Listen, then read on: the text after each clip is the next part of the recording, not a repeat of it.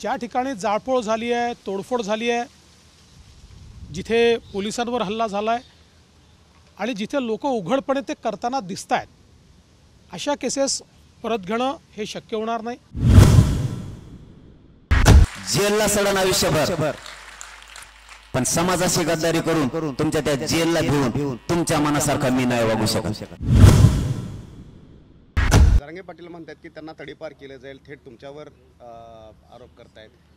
बघा, असं आहे की आमचे खूप हितचिंतक आहेत आणि ते हितचिंतक जाऊन मला असं वाटतं जरांगे पाटील यांना काही ना काही सांगत असतात आणि त्याच्यावर ते कदाचित बोलतात।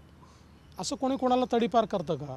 आणि तडीपार करण्यासारखं त्यांनी काही काम केलं आहे की तडीपार करण्यासारखं त्यांच्यावर केसेस आहेत, असंही काही नाही आहे। मला असं वाटतं ठीक आहे, आता ते काय आहे की अनेक लोक वाहत्या गंगेत आपलं हात धुवून घ्या अशा प्रकारचे असतात, ते जाऊन त्यांना काहीतरी फीडिंग करतात, काही ना काही त्यांना सांगत असतात। पण ज्या केसेस दाखल झालेल्या आहेत त्याचं काय? ते असं आहे, हे आम्ही यापूर्वी देखील अतिशय स्पष्टपणे सांगितलेलं आहे, मुख्यमंत्र्यांनी सांगितलं आहे, मी सांगितलेलं आहे की ज्या केसेस दाखल झालेल्या आहेत याच्यामध्ये ज्या आंदोलनाच्या केसेस आहेत त्या आम्ही परत घेणार आहोत। ज्या ठिकाणी जाळपोळ झाली आहे, तोडफोड झाली आहे, जिथे पोलिसांवर हल्ला झाला आहे आणि जिथे लोक उघडपणे ते करताना दिसत आहेत, अशा केसेस परत घेणं हे शक्य होणार नाही। मात्र इतर सगळ्या केसेस ज्या आहेत त्या परत घेण्याची घोषणा देखील आम्ही केली, त्याचं काम देखील आम्ही सुरू केलं। साधारणपणे तपासावर असलेल्या अंदाजे 492 केसेस आहेत 24 जिल्ह्यांमध्ये, 492 केसेस आहेत। त्यातल्या 2च जिल्ह्यांमध्ये जास्त आहेत, बाकी कुठे एक आहे कुठे 2 असेच आहेत, पण 2 जिल्ह्यांमध्ये मात्र मोठ्या प्रमाणात केसेस आहेत। त्याची छाननी देखील सुरू झालेली आहे आणि माझ्या माहितीप्रमाणे जवळपास 172 केसेस परत घेण्याच्या संदर्भात शिफारस देखील झालेली आहे। एक 6 केसेस अशा आहेत की ज्या संदर्भात पोलिसांनी शिफारस नाकारलेली आहे। उर्वरित केसेसच्या संदर्भातली छाननी चाललेली आहे। आता आचारसंहिता लागलेली आहे।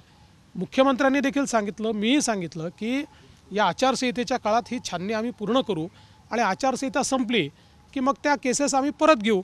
त्यामुळे आता काय होतं की केसेस जर तुम्हाला परतही घ्यायच्या असतील तरी देखील बयानाला लोकांना बोलवावं लागतं, त्याची जी प्रोसेस आहे ती पूर्ण करावी लागते। मग कोणाला बयानाचा संबंध गेला की लगेच नवीन केस तयार झाली असं सांगितलं जातं, मग कुठेतरी अजून काही वेगवेगळ्या प्रकारच्या गोष्टी बोलल्या जातात। त्यामुळे मला असं वाटतं की विनाकारण संभ्रम पसरवण्याचा हा भाग आहे। सगळे सोयरे असतील किंवा केसेस असतील, या दोन्हीच्या संदर्भात राज्याच्या प्रमुखांनी, मुख्यमंत्र्यांनी अतिशय स्पष्ट घोषणा केलेली आहे। मुख्यमंत्र्यांनी केलेली घोषणा ही अंतिम असते, मुख्यमंत्र्याच्यावर कोणीही नाही। मुख्यमंत्री राज्याचे प्रमुख आहेत आणि त्यानुसार पोलिसांनी देखील योग्य कारवाई सुरू केलेली आहे। विनाकारण या संदर्भातले गैरसमज पसरवून आणि त्या संदर्भात चुकीची माहिती काही लोक देतात, त्याच्यावर मग काही वेगवेगळ्या प्रकारचे स्टेटमेंट येतात, मी त्याच्यावर रिॲक्ट देखील करत नाही। देश विदेशातील प्रत्येक घडामोडींचे लाईव्ह अपडेट मिळवण्यासाठी आता साम टीव्हीच्या सर्व सोशल मीडिया प्लॅटफॉर्मला लाईक, फॉलो आणि सबस्क्राईब करा। तसंच सर्व नोटिफिकेशनसाठी बेल आयकॉन प्रेस करायला विसरू नका।